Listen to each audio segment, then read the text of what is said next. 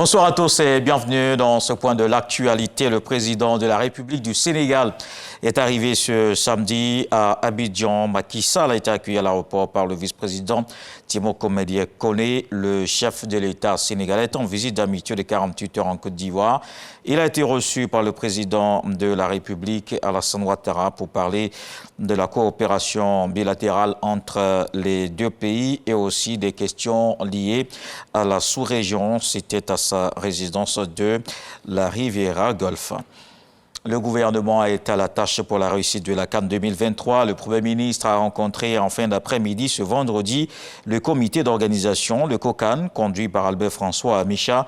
La première réunion de suivi de l'organisation de second rendez-vous du football a permis à Robert Begré-Mambé d'échanger avec les responsables des 9 commissions, mais aussi les ministères attachés à l'organisation, les finances, la sécurité, les infrastructures, le flux des déplacements, les commodités sanitaires et touristiques.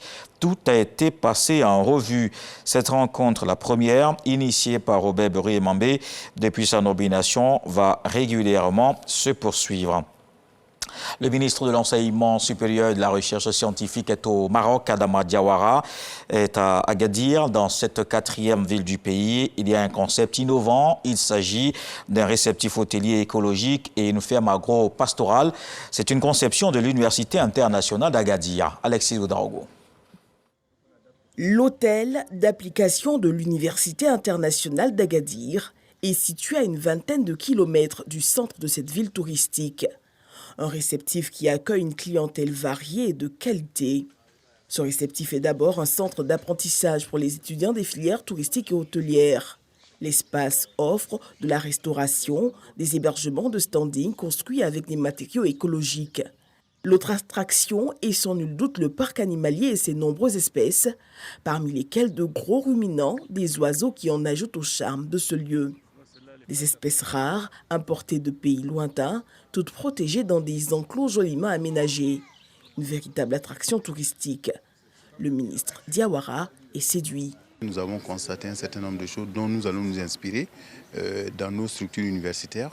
C'est-à-dire que la séparation entre la fonction enseignement supérieur recherche scientifique et la fonction production, de telle sorte que la partie production puisse générer des ressources propres pour l'université. Nous sommes au début de notre visite de l'université, mais croyez-moi, ce que nous avons vu déjà est assez édifiant. Et nous allons nous en inspirer considérablement, ne serait-ce que pour les nouvelles universités telles que l'université de Bondoukou ou de San Pedro, où on a suffisamment d'espace pour développer ce type de projet. La présidente de l'Université internationale d'Agadir nous explique sa vision. Ce projet est venu juste au fait offrir un service pour l'ensemble pour l'université. Alors nous accueillons tous nos notables ici au niveau de ce projet et nous accueillons nos étudiants, on leur organise la journée d'intégration et bien sûr il y a même des projets de recherche dans le domaine agricole qui se font ici.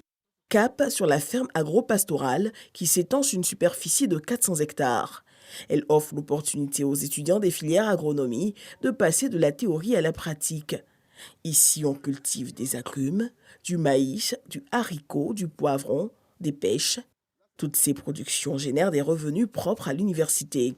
La délégation ministérielle a eu droit à une petite séance de dégustation.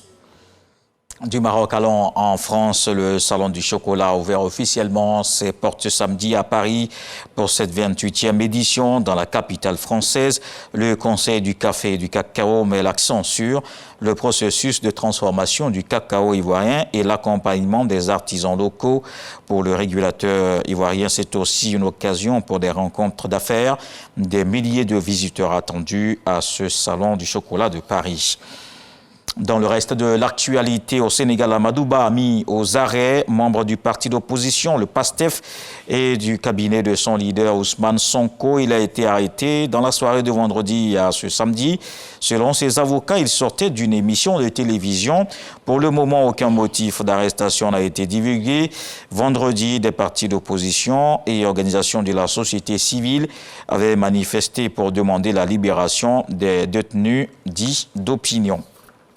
L'armée israélienne déclare ce samedi que ses troupes entrées la veille dans le nord de la bande de Gaza se trouvent toujours sur le terrain. Les forces aériennes ont frappé dans la nuit 150 cibles souterraines, dont des tunnels utilisés par le Hamas. Les habitants de Gaza appelés à se déplacer vers le sud. Le Haut Commissariat des Nations Unies aux droits de l'homme craint des milliers de morts civiles en plus. Le Hamas a appelé le monde à agir immédiatement pour faire cesser les bombardements israéliens. L'Assemblée générale de l'ONU a approuvé une résolution non contraignante portée par la Jordanie qui demande une trêve humanitaire immédiate entre le Hamas et Israël. L'invité de la page culture, c'est Adaye Tano Yao. Il est l'auteur du roman Une tempête au paradis. Korijo, l'épouse de Doukoum, disparaît du mariage, laissant époux et enfants pour une autre vie qui finalement se transforme en cauchemar. On va retrouver l'auteur dans le journal de 20h pour en parler. À tout de suite.